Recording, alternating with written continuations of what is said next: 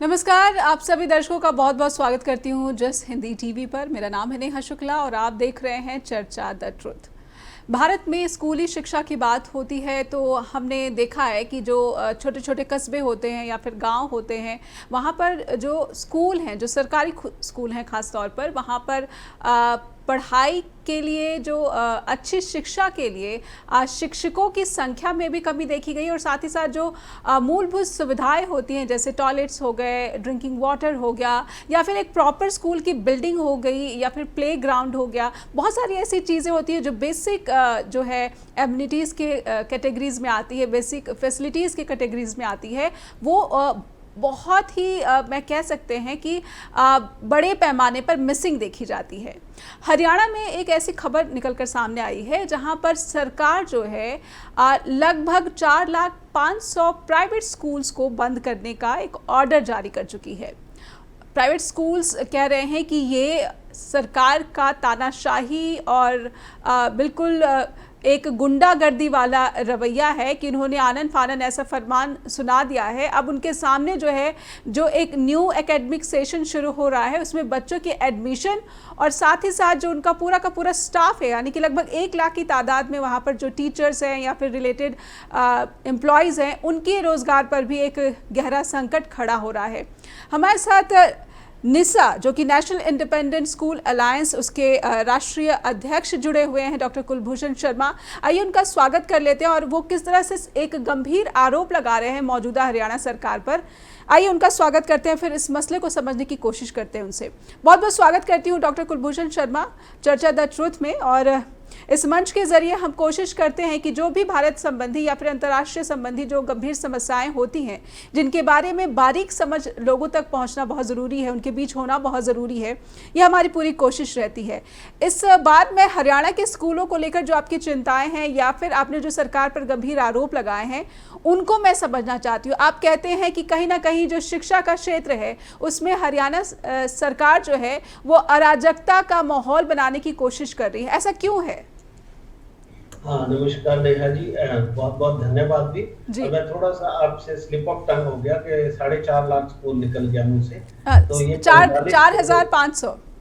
हाँ, 4,500 स्कूल हैं ये जी। तो इनमें जो मैंने कहा है कि अराजकता का माहौल बनने वाला है जी। तो मेरा कहना यह है कि शिक्षा हर प्रदेश के और देश की प्राथमिकता होती है, चाहे वो देश की हो, प्रदेश की हो या परिवार के बच्चों की हो। जी। तो सरकार के सारे बच्चे जो है, सरकार के जो मुखिया है वो एक परिवार के मुखिया की तरह होते हैं, मुख्यमंत्री, शिक्षा मंत्री, और जो जितने बच्चे हैं ये उनके परिवार के बच्चे होते हैं। तो अब नया सेशन शुरू हो चुका है 1 अप्रैल से। तो कुछ दिनों पूर्व, कुछ महीने पूर्व माननीय हाई कोर्ट से एक फैसला आया जिसमें हमारी हरियाणा शिक्षा विभाग ने और सरकार ने एक एफिडेविट दिया कि हरियाणा में इतने स्कूल जो है गैर मान्यता प्राप्त स्कूल अवैध रूप से चल रहे हैं, बिना अनऑथराइज्ड तरीके से चल रहे हैं। था जिनके पास कोई मान्यता नहीं है, परमिशन नहीं है, या वो जहां तक मान्यता है उससे ऊपर की कक्षाएं चला रहे हैं, जिससे एकदम ऐसी स्थिति बनी। और ये जो उन्होंने आंकड़ा दिया वो 500 कुछ स्कूलों का वहां पर दिया, लेकिन सरकार ने और विभाग ने इसकी गहराई जानने की कोशिश नहीं की कि जब हम इस तरह के नोटिस निकालेंगे और सरकार हाईकोर्ट को इस तरह का एफिडेविट देंगे जो गलत है, जिसपे संख्या सही नहीं है। अगर मैं कहता हूँ सरकार संख्या सही नहीं देती है, ये कितना गंभीर मामला है कि एक सरकार 7-9 साल से हरियाणा में शासन कर रही है और उसको अभी तक ये ही नहीं पता कि हरियाणा में कितने स्कूल अनऑथराइज्ड चल रहे। ये स्कूल कोई अफीम नहीं बेच रहे, कोई ये इस तरह के कि बिलों में छुपकर काम नहीं कर रहे, ये सुरंगों में छुपकर बच्चों को पढ़ा नहीं रहे हैं, ये ओपन एनरोलमेंट कर रहे हैं स्कूल में बच्चों की। और स्कूल जो है वो एमएस पोर्टल भर रहे हैं। नेहा जी, सबसे बड़ी बात है कि सरकार के पास यूडाइस का डाटा दे रहे हैं, एमएस पोर्टल पे इनका आंकड़ा है, और उसके बाद सरकार को सही संख्या नहीं पता। इसका मतलब सरकार शिक्षा के मामले में संजीदा ही नहीं। अगर एक पिता को यही नहीं पता हो कि मेरे कितने बच्चे हैं, कितने लड़के हैं और कितनी लड़कियां हैं, ये उस तरह की स्थिति, बड़ी हास्यास्पद स्थिति जो है, ये हर इससे अराजकता तो मैं कहूंगा ही फैलेगी जब किसी को पता ही ना हो। और हाई कोर्ट में इस तरह का जो है वो एफिडेविट दे दे, तो माननीय कोर्ट को भी ये चीज देखनी चाहिए। और जब कोई एफिडेविट देता है तो उनको कहना चाहिए अगर आपका एफिडेविट गलत हुआ तो उन पर कार्रवाई होनी चाहिए। तो जी। वो एफिडेविट दे दिया। अब जिला शिक्षा अधिकारी उसी निर्णय के ऊपर, और ये भी कहा गया कि और स्कूल आप देखें, हम्म। सही संख्या का ज्ञान होने के लिए 1 दिन का समय बहुत है। हम्म। 9 साल और सरकार काम कर रही है, और जो सूचना 1 दिन में मिल सकती है, 9 साल में उनके पास सूचना नहीं है। जी। उसका असर क्या जाएगा? सरकार ने उसका मूल्यांकन, इसका मतलब जब सूचना ही नहीं उनके पास, संख्या नहीं, तो मूल्यांकन क्या किया होगा? कितनी गंभीर होगी सरकार? ये एक बहुत बड़ा प्रश्न है। और जी। दूसरा, जब राइट टू एजुकेशन एक्ट आया 2009 में और 11 में हरियाणा में इंप्लीमेंट हुआ, जी। उसमें सरकारी स्कूल और प्राइवेट स्कूलों को यह कहा गया कि ये जो नियम बन रहे हैं, हम्म। तो आपको समानता के आधार पर सभी को पूर्ण करते हैं। जी। और हमारे हरियाणा सरकार का नारा भी क्या है? हरियाणा एक, हरियाणवी एक। सबका साथ, सबका विकास, सबके साथ समानता का व्यवहार। अब यहाँ पर सरकारी स्कूल और प्राइवेट स्कूलों में असमानता उनके जो है कार्य में भी दिखाई दे रही है, जबकि कानून के अनुसार दोनों को नियम पूरे करने थे। और सरकार कितनी सामर्थ्यवान होती है और एक इंडिविजुअल व्यक्ति का कितना सामर्थ्य है, ये सब जानते हैं। सरकार कितनी शक्तिशाली है, उसके पास धन की कमी नहीं। अभी हमारे हरियाणा सरकार ने 600 करोड़ के टैबलेट दिए, इतने उनके पास आर्थिक क्षमता कितनी मजबूत है। और वहीं पे प्राइवेट स्कूल एक टैब खरीदने की हैसियत पे भी कई बार नहीं है। उसको कहा जा रहा है कि आपने नियम पूरे क्यों नहीं किए, आप पे कार्रवाई हो। जी, तो ये थोड़ा सा हमारे दर्शकों के लिए थोड़ा सा विस्तृत तरीके से बताइए कि ये कौन से नियम है जिस पर सरकार को ज्यादा ऐतराज है, जो कि निजी स्कूल नहीं इसका पालन कर रहे हैं? देखिए, सरकार कह रही है कि आपको 5वीं तक इतनी भूमि पूरी करनी होगी, इतने आपको 5वीं 5th क्लास तक 7 कमरे करने होंगे, 8वीं तक 14 कमरे पूरे करने होंगे, 10 तक 16 कमरे पूरे करने होंगे। अधिक तक मान लीजिए जो स्कूल हैं कमरों की शर्तों को पूरा करते हैं। ठीक है। इनकी कमी कहाँ आती है? ये भूमि कई जगह पर पूरी नहीं कर पाते, क्योंकि जहाँ पर ये स्कूल बने हुए उनके आसपास बिल्डिंग्स बन चुकी है। और सरकार का नियम ये है कि आपको उसी के साथ की भूमि लेनी है। अब किसी से हम जबरदस्ती उसका मकान तो परचेज कर नहीं सकते। अगर हम दूसरा टुकड़ा थोड़ी दूरी पे लेते हैं तो सरकार उसको अलाउ नहीं करती है। वो कहती है ये पैच दूर नहीं होना चाहिए, जबकि सरकारी स्कूल दूसरी भूमि पर इन टुकड़ों में चल रहे हैं। अगर हम कहते हैं कि हमें 2 पारी में स्कूल चलाने की इजाजत दे दे, उससे भूमि में रिडक्शन हो जाएगी, तो वो कहते हैं नहीं, आपको हम ये सुविधा नहीं देंगे। मेरी माननीय मुख्यमंत्री, पूर्व मुख्यमंत्री मनोहर लाल जी से बात हुई थी कि सरकारी स्कूल जब 2 पारी में चलते हैं तो प्राइवेट स्कूल में भी 2 पारी में चला दे, तो उनकी भूमि को डबल आप काउंट करके भूमि की समस्या का हल निकाल सकते हैं। आप उसको 2 बैच में चला सकते हैं जैसे सरकारी स्कूल चला रहे हैं, लेकिन समानता का व्यवहार नहीं किया जा रहा, कानून अनुसार व्यवहार नहीं किया जा रहा।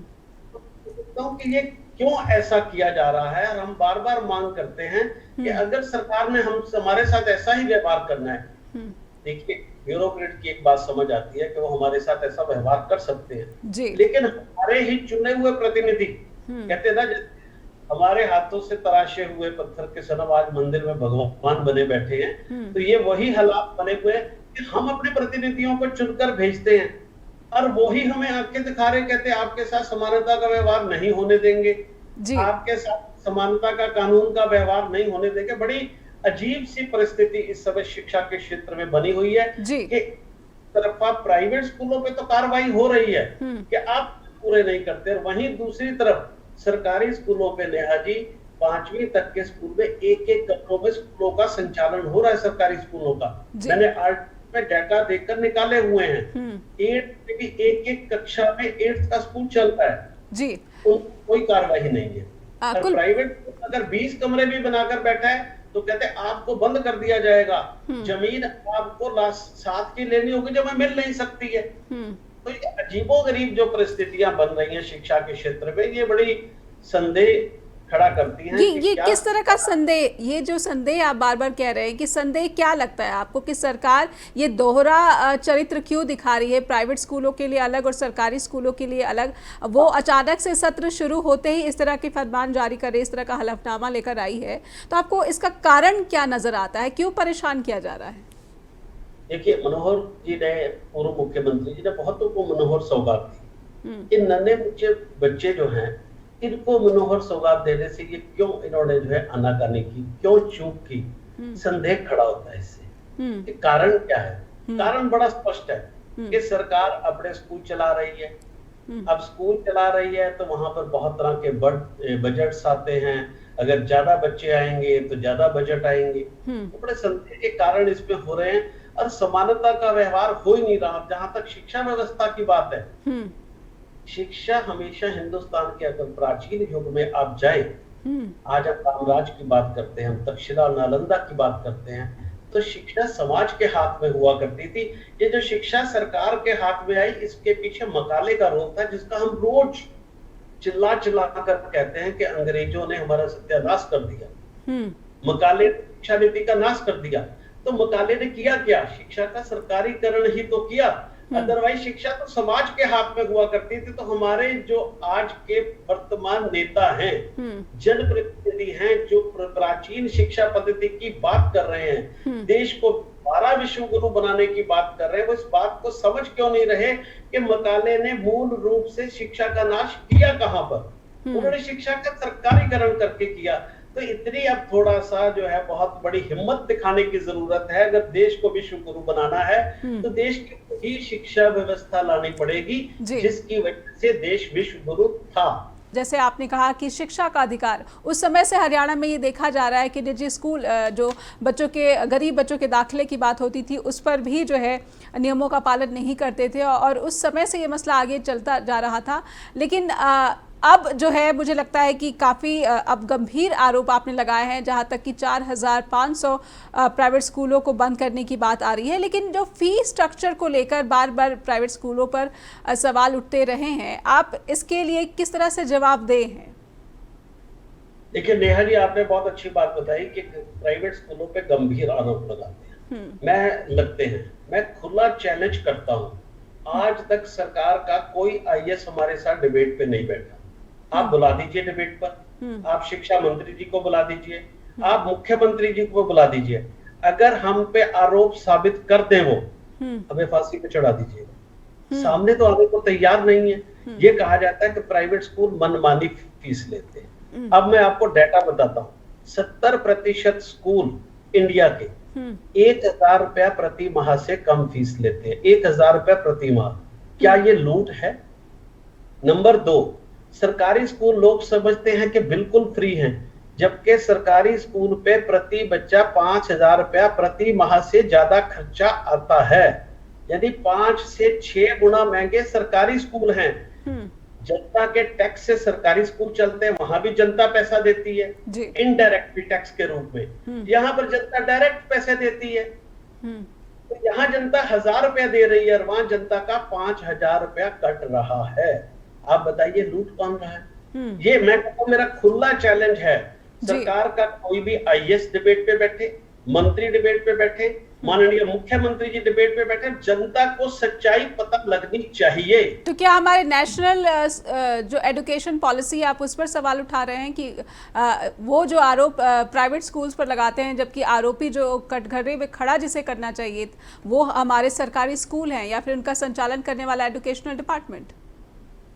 बिल्कुल, सरकार और सरकार का एजुकेशन डिपार्टमेंट वो भारी लाव लश्कर के साथ इतना आर्थिक बोझ शिक्षा का उनकी वजह से पड़ रहा है। और हम बार बार मांग कर रहे हैं कि हमारे पास 55% के करीब बच्चे पढ़ते हैं जो बहुत कम फीस देकर पढ़ते हैं। जिन स्कूलों की बात की जाती है कि जो बहुत फीस लेते हैं, वो 3 से 4% देश के स्कूल हैं। 11 लाख सरकारी स्कूल जो है देश में संचालित होते हैं और हमारे यहाँ 4 लाख का आंकड़ा है। और हमारे में से 3 से 4% स्कूल ऐसे हैं जिनकी फीस 40 या 50 हजार से ऊपर है।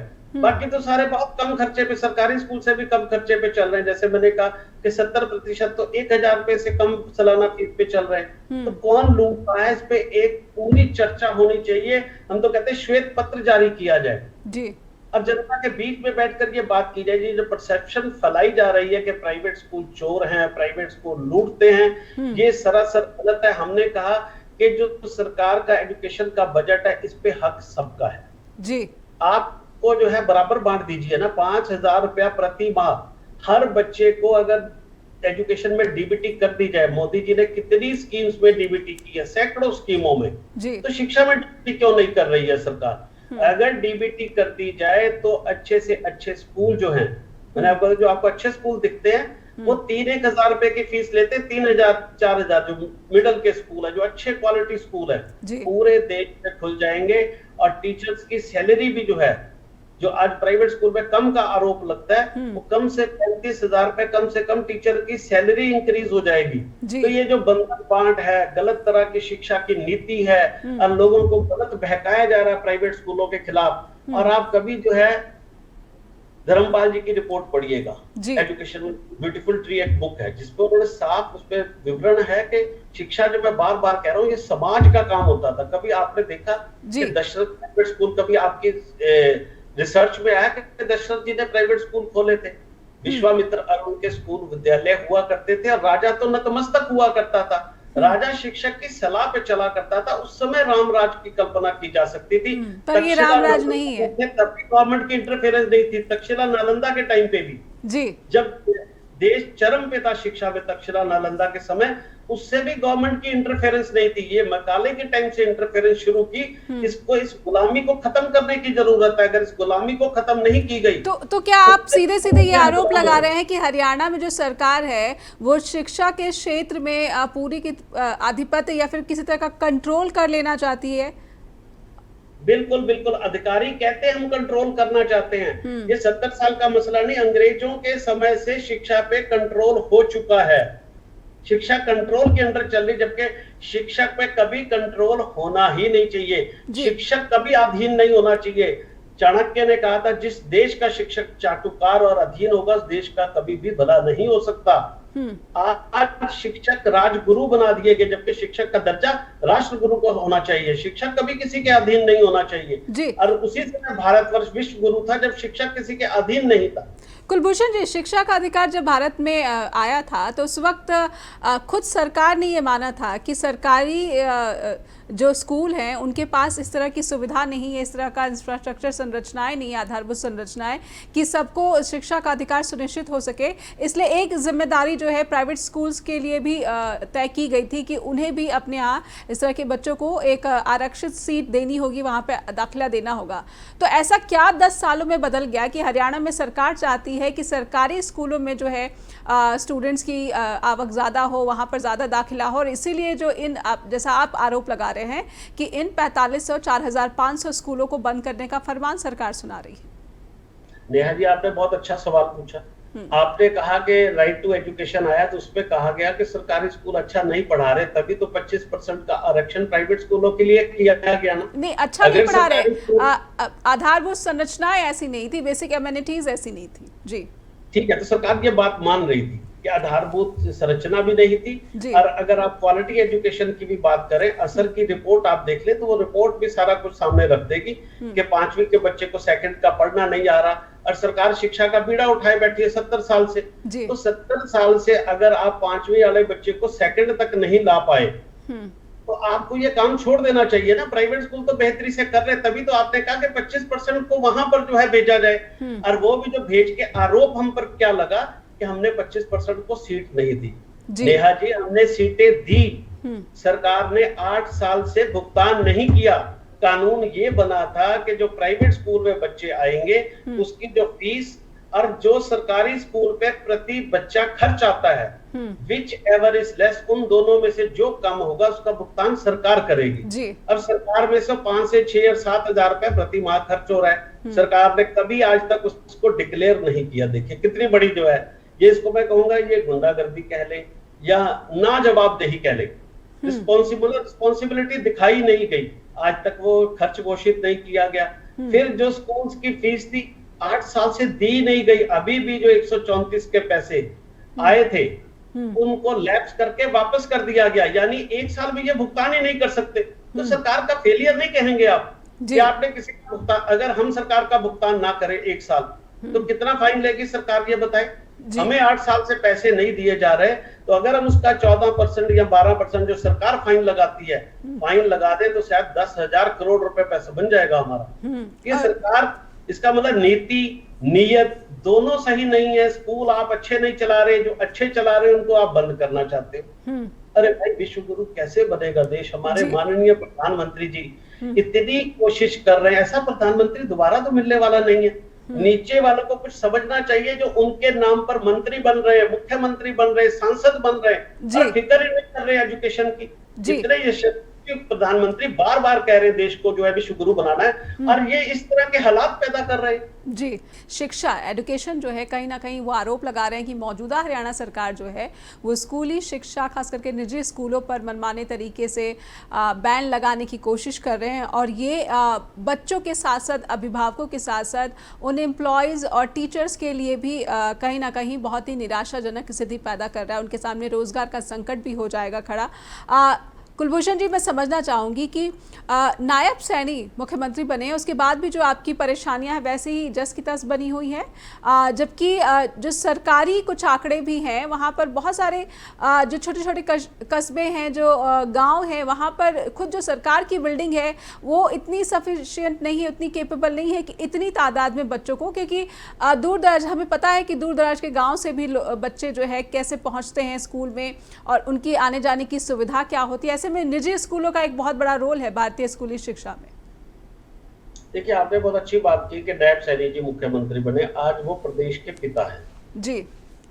अब कोई भी पिता अगर अपने बच्चे की समस्या दूर नहीं कर पाता, उसकी शिक्षा का, उचित शिक्षा का प्रबंध नहीं कर पाता, ये उसका तो दायित्व है। हमें बहुत सारी उम्मीदें हैं नायब सैनी जी से। वो बहुत ही मिलनसार, हंसमुख और कर्तव्यनिष्ठ व्यक्ति हैं, और उनको सबसे पहले अपने बच्चों के इस मामले का संज्ञान लेना चाहिए। ठीक है, आचार संहिता लगी हुई है, इलेक्शन मोड पे सरकार है, लेकिन अगर बच्चा परेशान हो, चाहे कितना भी इलेक्शन मोड, उनको तुरंत प्रभाव से, शिक्षा ही देश की उन्नति का आधार है, प्रदेश की उन्नति का आधार है, और हमारे बच्चों का भविष्य नागरिक बनने का, अच्छे नागरिक बनने का सारा दारोमदार उस पे है। मैं कहता हूँ नायब सैनी जी को तुरंत सारे काम छोड़कर पहले शिक्षा के मामले की मीटिंग बुलानी चाहिए। और अब हमारी एक शिक्षिका है सीमा त्रिखा जी, उनको भी तुरंत उनके संज्ञान में सारी बातें जा चुकी हैं, समाचार पत्रों से हमारे साथी मिल चुके हैं, नायब सैनी जी को मैं मिल चुका हूं। तुरंत टाइम निकाल कर अपने बच्चों की समस्या को दूर करने के लिए और शिक्षा को प्राथमिकता देते हुए 1 घंटे का समय निकालें और सारी ये बातें जानकर इसका हल निकालें, क्योंकि आगे भी उनको अगर मुख्यमंत्री के पद पे भगवान करे वो कार्य करे और प्रदेश को बहुत आगे तक लेके जाए, तो शिक्षा ही उसका आधार है। और अगर स्कूलों में इस तरह का वातावरण रहेगा तो कैसे वहां पर विकास होगा? तो उनकी प्राथमिकता में उनको तुरंत मीटिंग बुलानी चाहिए। आपके इस प्रोग्राम के थ्रू भी उनके पास आवाज जानी चाहिए और उनको इस पर मीटिंग बुलानी चाहिए। उनसे बहुत हमारे लोग मिल चुके हैं, 10-15 प्रतिनिधि मंडल जो है माननीय नायब सैनी जी से मिल चुके हैं। कब मुलाकात हुई थी जी? भी मिल चुका हूं, मैं खुद भी मिल चुका हूं। ये मुलाकात कब हुई थी? आचार संहिता लगने से पहले? नहीं, आचार संहिता लगने मेरी ये 4-5 दिन पहले उनसे मुलाकात हुई है। नायब सैनी से, सीएम से? नायब सैनी जी से हफ्ता पहले के करीब की बात है कि मेरी उनसे मुलाकात उनके निवास पे हुई है। और हमारे बहुत सारे साथियों की उनके साथ मुलाकात अभी कुरुक्षेत्र में भी हुई है, झांसी में भी हुई है और दूसरी जगहों पर भी उनके साथ मुलाकात होगी। इन मुलाकातों का कोई नतीजा, कोई सकारात्मक नतीजा निकला? नहीं, नतीजा नहीं निकला। यही मैं कह रहा हूँ कि इस समय वो पिता हैं इस प्रदेश के, और व्यथित कौन है? शिक्षक, बच्चे, स्कूल संचालक, उनका भविष्य अंधेरे में, अधर में लटका हुआ है। तो सारे काम छोड़कर सिर्फ 1 घंटे का तो काम है, 1 घंटा इस मुद्दे को देना जरूरी है। और मैं माननीय हमारी शिक्षा मंत्री जी से भी अनुरोध कर रहा हूँ, वो खुद शिक्षिका रही हैं और उनको पता है कि ऐसे माहौल में बच्चे कैसे पनपेंगे।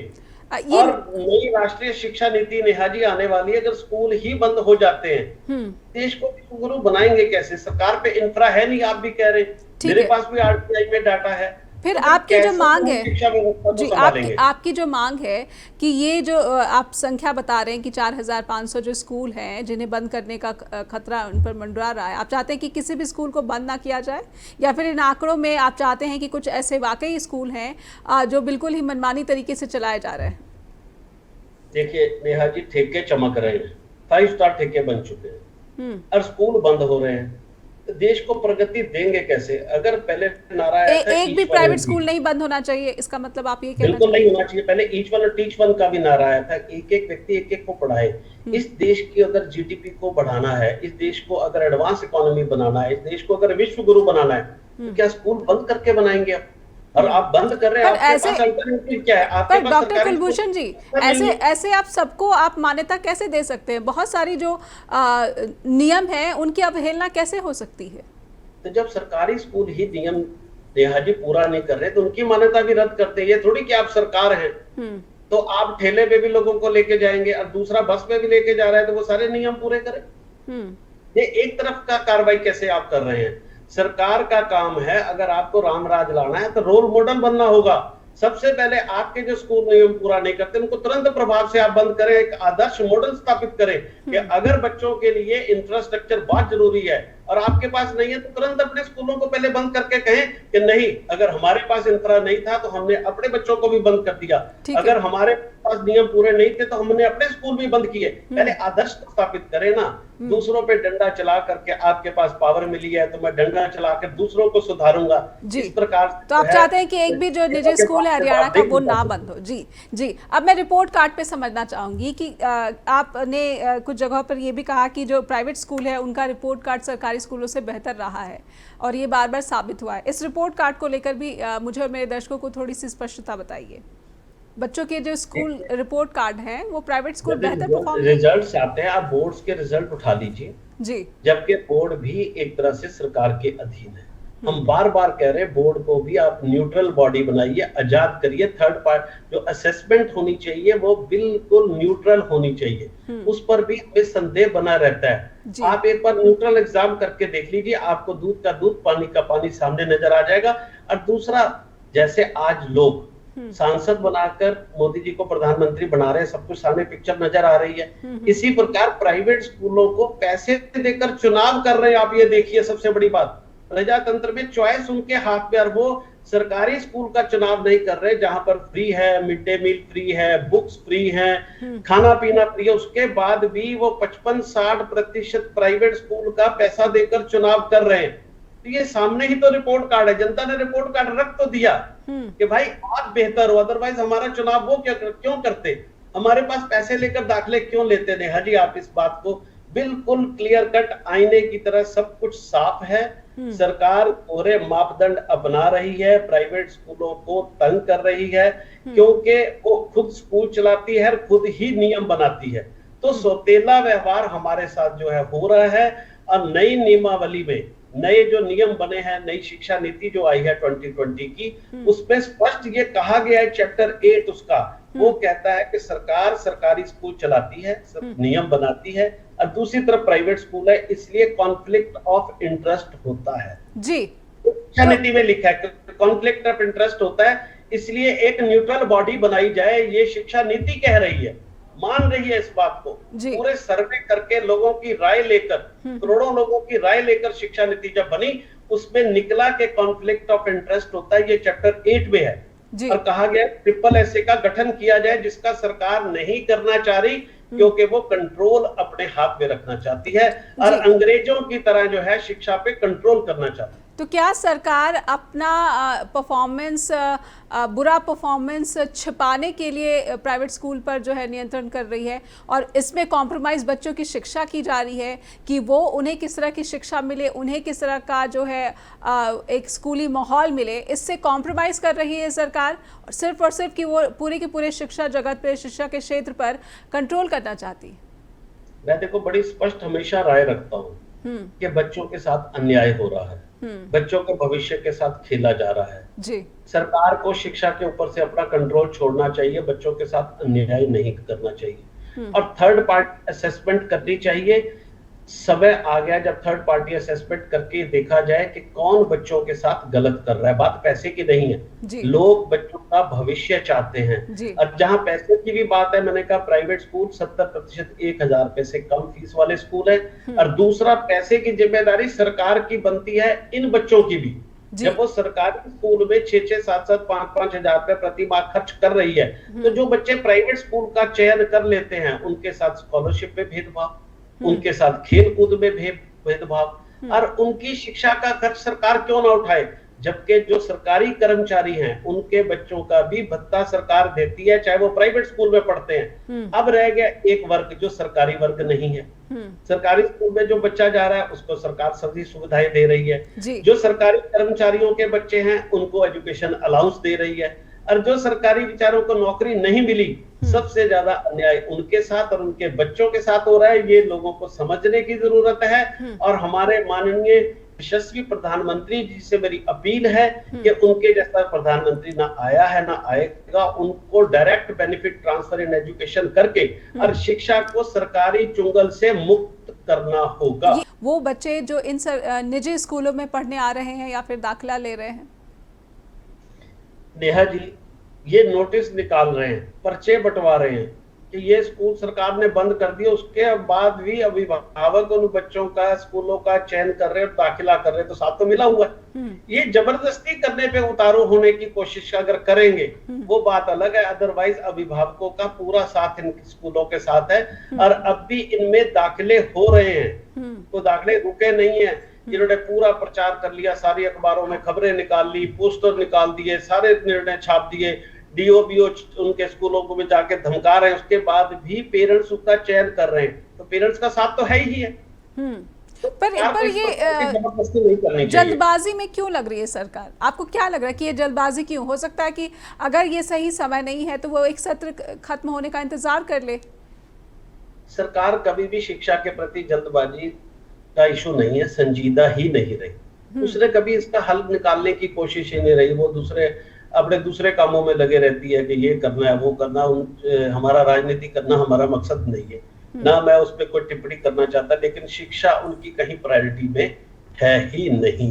मैं बहुत स्पष्ट ये बात कहता हूँ कि पहली 10 प्रायोरिटी अगर सरकार के गिन ली जाए तो शिक्षा उनमें आपको कहीं नजर नहीं आएगी। जबकि किसी परिवार की बात करें तो शिक्षा पहली प्रायोरिटी में होती है बच्चों की, और माननीय मुख्यमंत्री जी का ये परिवार है, माननीय शिक्षा मंत्री जी का ये परिवार है।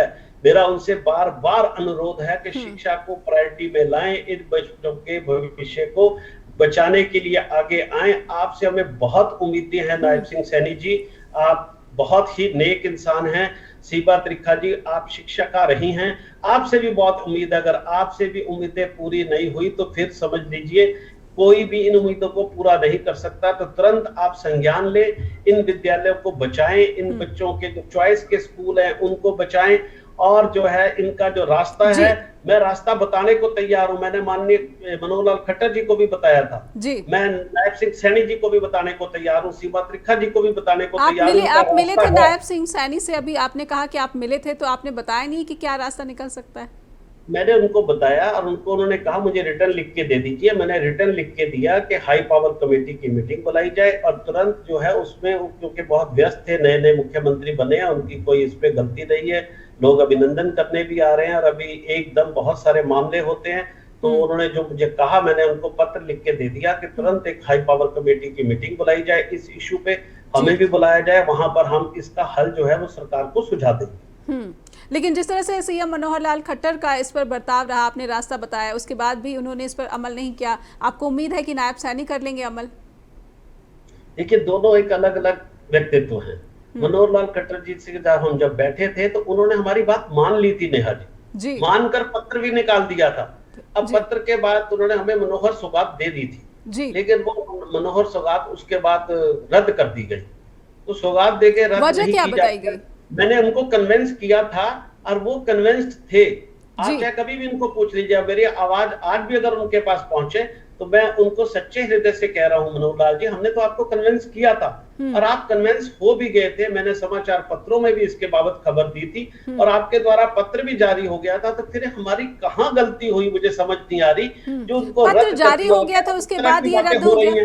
कुलभूषण जी, पत्र जारी हो गया उसके बाद रद्द हो गया, कहाँ गड़बड़ हो गई? वही पूछ रहा हूँ कि हमने क्या गलती की, हमसे क्या गुस्ताखी हुई, क्या हमने आपकी शान में कुछ गलत कहा या हमने कोई गलत बात रखी हुई थी जो वो पत्र रद्द कर दिया गया। अधिकारी कहते हैं वो पत्र रद्द हो गया जी, हमें समझ नहीं आ रही।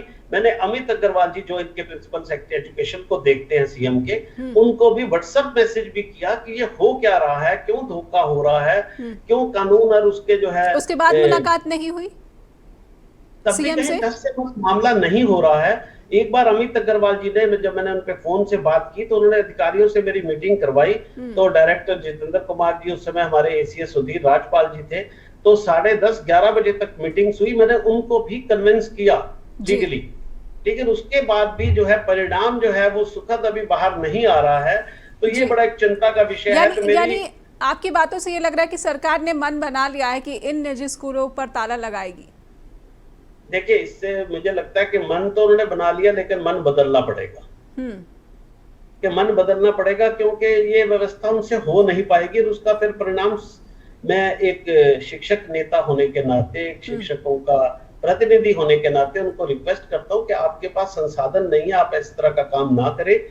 जिस दिन संसाधन होंगे, या आप गवर्नमेंट स्कूल की शिक्षा बेहतर कर लीजिए, अगर आपको चाहिए कि एनरोलमेंट शिक्षा गवर्नमेंट स्कूल में बढ़े, तो आप अपने स्कूल का स्टैंडर्ड सुधारिए।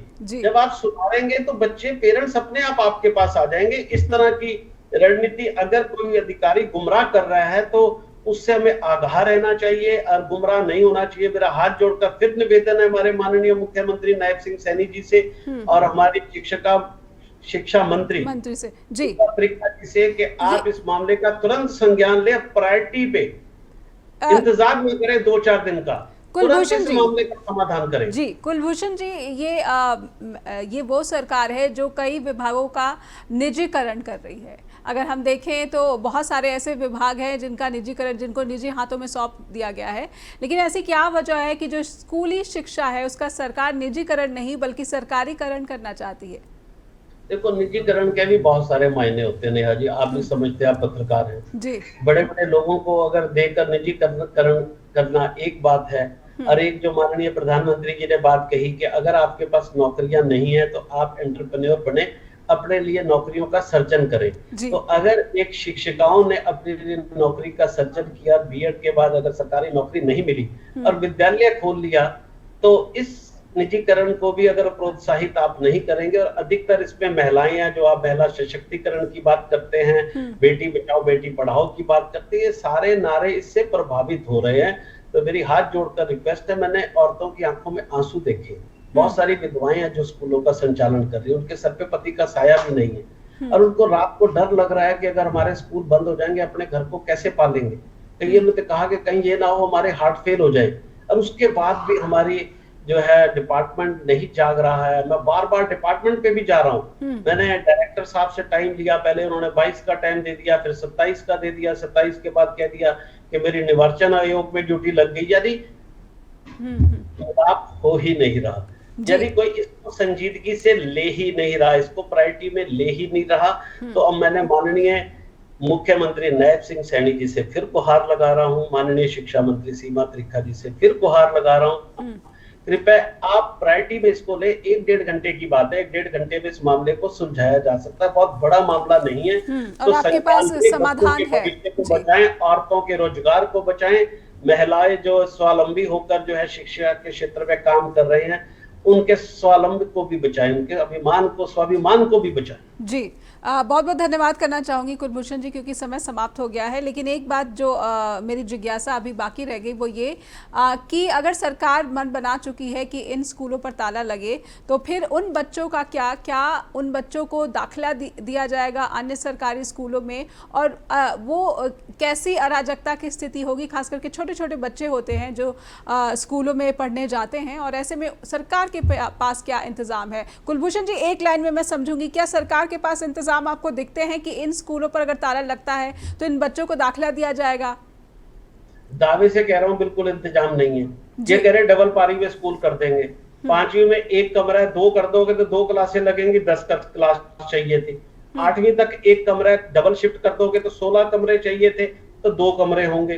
तो इस तरह के उनको खुद पता है कि हमारे पास व्यवस्था नहीं है, तो उनको इस तरह के माहौल से बचना चाहिए और इसका समाधान करना चाहिए। जी, तो बिना समाधान के कहीं न कहीं हिटलर शाही कह सकते हैं इसे, कि आपके पास उन बच्चों के भविष्य के लिए कोई समाधान मौजूद नहीं है, लेकिन आप इस तरीके से निजी स्कूलों पर ताला लगाने का मन बना चुके हैं। और डॉक्टर कुलभूषण शर्मा जो रास्ता बता रहे हैं, उम्मीद करते हैं कि शिक्षा विभाग जो हरियाणा का है उस पर अमल रखेगा, उस पर अमल करेगा। बहुत बहुत धन्यवाद करना चाहूँगी डॉक्टर कुलभूषण शर्मा, आपने वक्त निकाला और शिक्षा को लेकर जो भी आपने यहाँ पर तथ्य सामने रखे हैं, उम्मीद करती हूँ कि हमारे दर्शकों को भी इससे स्पष्टता आई होगी कि शिक्षा सर्वोपरि है। किसी भी सरकार के लिए नियत इस पर अगर खराब नियत की बात होती है, इस तरह के गंभीर आरोप लगते हैं, तो सरकारों को इस पर बहुत बिना समय गंवाए ज़रूर ध्यान देना चाहिए, चाहे चुनावी वक्त ही क्यों ना हो।